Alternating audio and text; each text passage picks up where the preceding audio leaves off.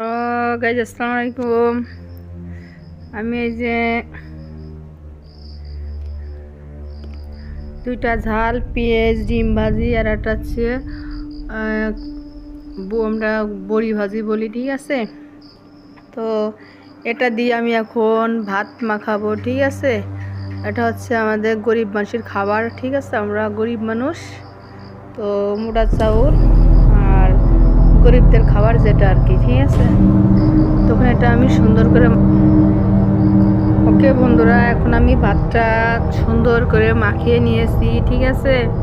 তখন এই ভাতটা আমি খাবো, কিন্তু এটা কিন্তু বড় লোকদের খাবার না, এটা হচ্ছে গরিবদের খাবার। ওই খাবারটা বড় লোকরা খাইতে পারবে না। এটা হচ্ছে মোটা চাউলের ভাত আর হচ্ছে একটা ডিম ভাজি, ঠিক আছে। ডিমটা একটু কড়া ভাজি হয়েছে। তো আর হচ্ছে কুমড়ো বড়ি দিয়ে ঝাল পেঁয়াজ দিয়ে এটা ভাত ভাজি, ঠিক আছে।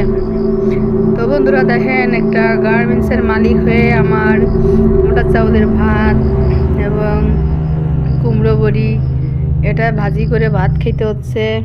এখন ব্যবসার অবস্থা খুব খারাপ, ব্যবসা প্রতিষ্ঠান বন্ধ আছে। তো কিছুক্ষণ পরে আমার গার্মেন্টসটা আপনাদেরকে দেখাবো। ওকে বন্ধুরা, ততক্ষণ অপেক্ষা।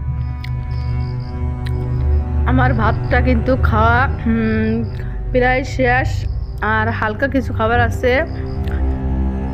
এটা হয়তো বড় লোকদের খাবার মজা হবে না, বড় লোকদের কাছে মজা লাগবে না, কিন্তু আমরা গরিব মানুষ, তো আমাদের কাছে অনেক মজা, ঠিক আছে। খাবারটা অনেক মজা, অনেক মজা। তার শুনে মুখে বলতে পারবো না, যে খাইবে সে বলতে পারবে। তো খাওয়া দাওয়া শেষ হইলে আপনাদেরকে আমি গার্মেন্টসটা দেখাবো।